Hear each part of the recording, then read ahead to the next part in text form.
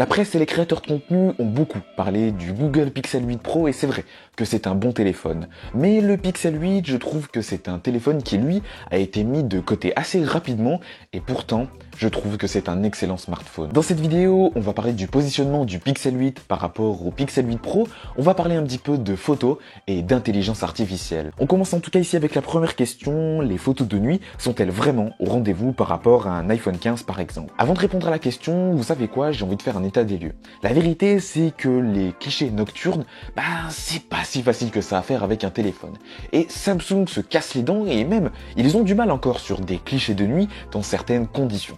Du côté de chez Apple, c'est pareil, c'est pas mal, mais c'est pas incroyable non plus. Et même avec mon iPhone 15 Pro Max, que je trouve pas mal en photo de nuit, il est pas parfait. Et je trouve que finalement, le téléphone qui arrive vraiment à répondre à tous ces critères, dans plein de situations différentes, c'est le Google Pixel 8 Pro qui délivre de sacrés clichés. Mais dans un endroit comme ces photos que je vous montre par exemple ici, où il y a quand même pas mal de contraste avec la lumière et le noir profond, là pour moi, il n'y a pas mieux que Google. C'est carrément un 10 sur 10 et vraiment, à côté d'un Galaxy S24, à côté d'un iPhone 15, c'est juste mais totalement au-dessus et clairement, pour moi, le Pixel 8 et sa version Pro évidemment, explose sur ces situations-là, les concurrents clairement. Ce qui me fait dire donc ici que si vous aimez la photo de nuit, pour moi, le Pixel 8 est un excellent téléphone, surtout qu'il est moins cher que le Pixel 8 Pro, et pourtant, dans des conditions de basse luminosité, les algorithmes de Google sont juste incroyables. Finalement, dans la lignée de tout ça, la deuxième question c'est, est-ce que c'est le meilleur téléphone en photo en 2024? Alors, ça dépend de quoi on parle clairement, parce que d'un point de vue hardware, on va pas se mentir, le Pixel 8 Pro, il a seulement 2 capteurs photo, un grand angle et un ultra grand angle, là où clairement plein de concurrents ont 3 voire 4 capteurs photo.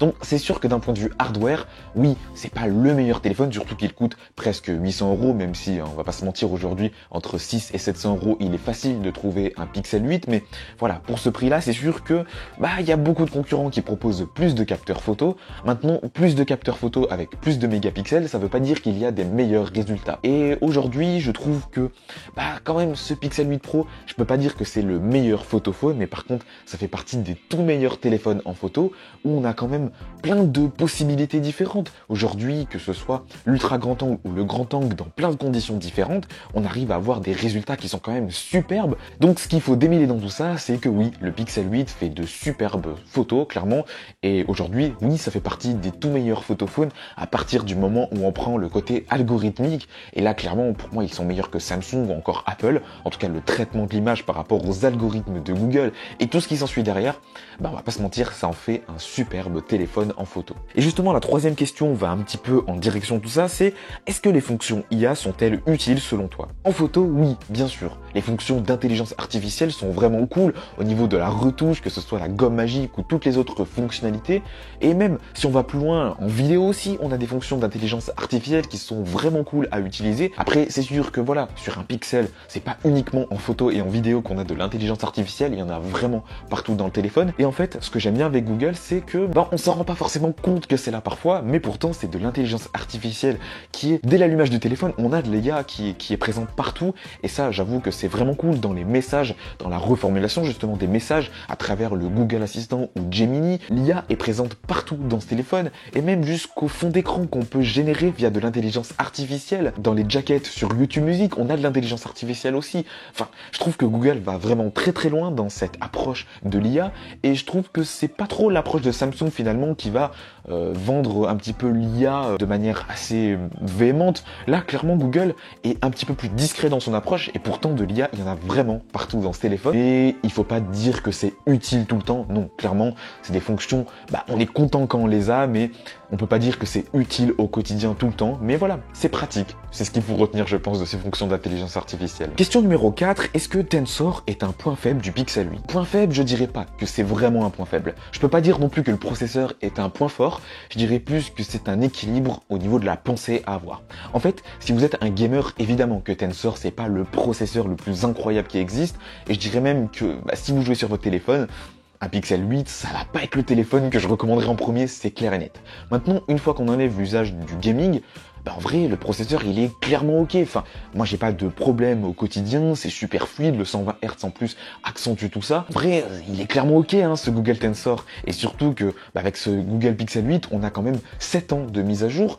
Et même si je ferais pas le pari que Tensor soit aussi puissant que maintenant sur 7 ans, hein, je pense que sur 4-5 ans, il y aura vraiment aucun problème, j'en suis presque sûr, parce qu'on est sur une base Exynos et que les Exynos, c'est assez connu que certes, c'est pas les meilleurs processeurs, mais par contre, ils ont tendance à mieux durer que les processeurs Qualcomm sur le temps.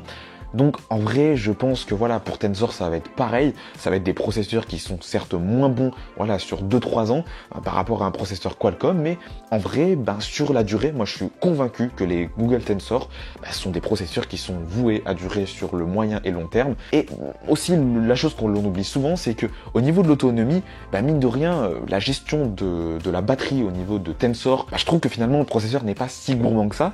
Et en vrai, on mettrait un processeur Qualcomm dans ce Pixel 8, je pense pas qu'il tiendrait vraiment la journée. Donc, en vrai, voilà, je pense que Tensor, en fait, ça a ses avantages et inconvénients.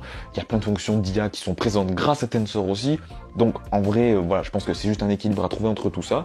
Mais je peux pas dire que Tensor est un mauvais processeur, et en vrai, je dirais juste que c'est un processeur qui est bon, sans être incroyable, en fait. Et pour terminer, je vais prendre la dernière question. Tu recommandes le Pixel 8 ou le Pixel 8 Pro? Alors je sais que je vais à contre-courant de ce que pensent beaucoup de personnes, et peut-être même vous ne pensez pas ça, mais moi je recommande plutôt le Pixel 8 par rapport au Google Pixel 8 Pro. Pourquoi je dis ça? Parce que aujourd'hui déjà, un Pixel 8, on peut le trouver entre 6 et 700 euros. Je sais, c'est quand même assez cher, mais c'est quand même presque 2 fois moins cher aujourd'hui qu'un Google Pixel 8 Pro. Et même si il est un poil moins cher maintenant, notamment sur Amazon, il est quand même souvent à plus de 1000 euros. Et pour moi, par rapport à la faible différence que l'on a avec le Google Pixel 8, je sais pas si franchement je peux recommander un Pixel 8 Pro. Certes oui, peut-être si vous faites des photos de loin, si vous avez besoin du téléobjectif, si les petits détails qu'apporte le Pixel 8 Pro, ou notamment le grand écran, ça vous intéresse. Mais si c'est pas le cas, en vrai, prenez un Pixel 8. Moi je trouve que c'est un superbe téléphone, il est complet, il a une expérience qui est excellente, on a plein de fonctions d'intelligence artificielle, on a du 120 Hz qui certes n'est pas adaptatif, mais en vrai c'est pas très grave. Donc non, voilà, moi je trouve que ce Pixel 8, il est excellent. Et puis, entre nous, moi j'adore ce coloris qui est un peu rose beige, je le trouve vraiment joli. Après ça, c'est vraiment subjectif, mais voilà, en tout cas, moi, ce Pixel 8, je l'adore, je le trouve vraiment excellent à l'usage. Et aujourd'hui, je vais être honnête, moi, je recommande ce Pixel 8. Il est juste excellent au quotidien. Voilà, en tout cas, pour les 5 questions qui sont pas mal revenues en commentaire YouTube et en DM sur Instagram. J'espère évidemment que ce format vous a plu. Si c'est le cas, n'hésitez pas à me le dire dans les commentaires et à donner votre point de vue sur les différentes thématiques que j'ai données dans cette vidéo, que j'ai traitées du moins. Et puis, n'hésitez pas à vous abonner à la chaîne et à mettre un like. Et puis je crois que de mon côté j'ai tout dit, donc je vous dis à dimanche prochain à 11 h pour une nouvelle vidéo sur la chaîne. Allez, salut!